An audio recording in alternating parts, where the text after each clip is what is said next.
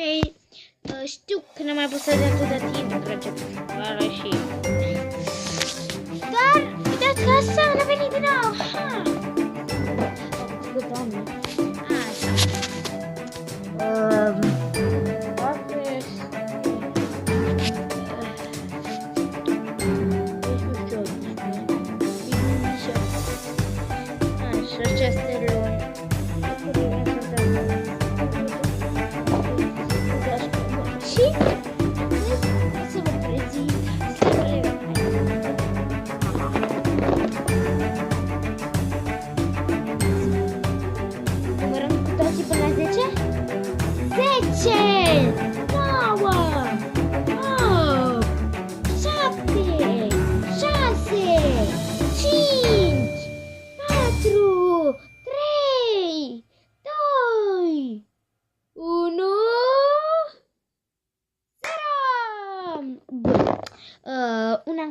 Unul l-am cumpărat.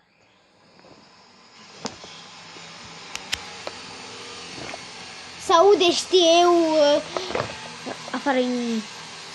Opa. Pe ăsta-i cumpărat. Un felul de pepene. O să pun, da. Opa, opa. Oh my god. Eu nici n-am văzut ce mi-am luat. Doamne. Am zis, vreau cutia aceea, deci acum am prezentat-o. Și ne-am trecut slime.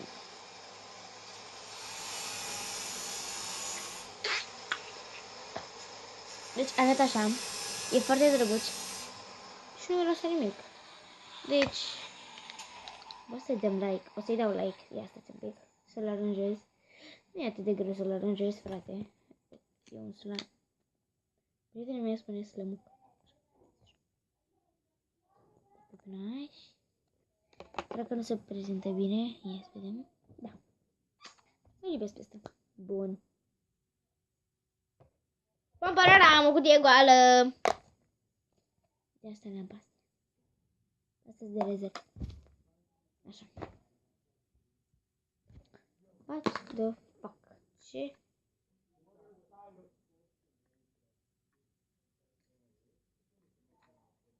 Aici am un slime foarte mic. Deci era cam până aici. Și uitați ce mic s-a făcut. Doamne, leșin. Asta nu fac reclamă la asta. Deci îl ador. Nu știu, să-l pun aici sau să-l las în asta? Mai bun. Așa. Fac repejor acum pentru că mai am 10 minute și încep școala, deci da. El că am murit după amiaza. Da. Bun. L-am pe ăsta cu litera F, făcut de mine. Așa e. E F. Așa.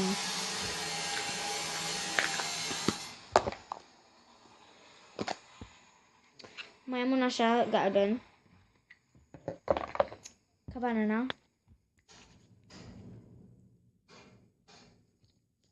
Da, oricum nu pasă.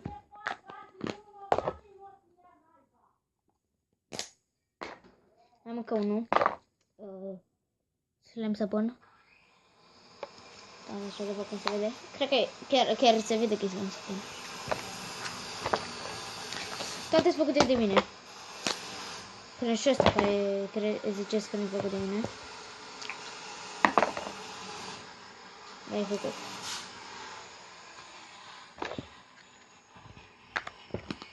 Așa. Am unul transparent. Așa. Uite salbit aici. Nu contează. Ce-mi pasă mie? Salbit. Așa. La fel. Da? N-am multe slime-uri. Așa. Și ultimul. Chiar foarte drăguț. Ăsta-i tonul albastru deschis. Capa. Poate faci așa capa. Cred că voi vedeți. Bun. Și cam acesta a fost și cu videoclipul de azi. Mulțumesc că m-ați urmărit. La revedere!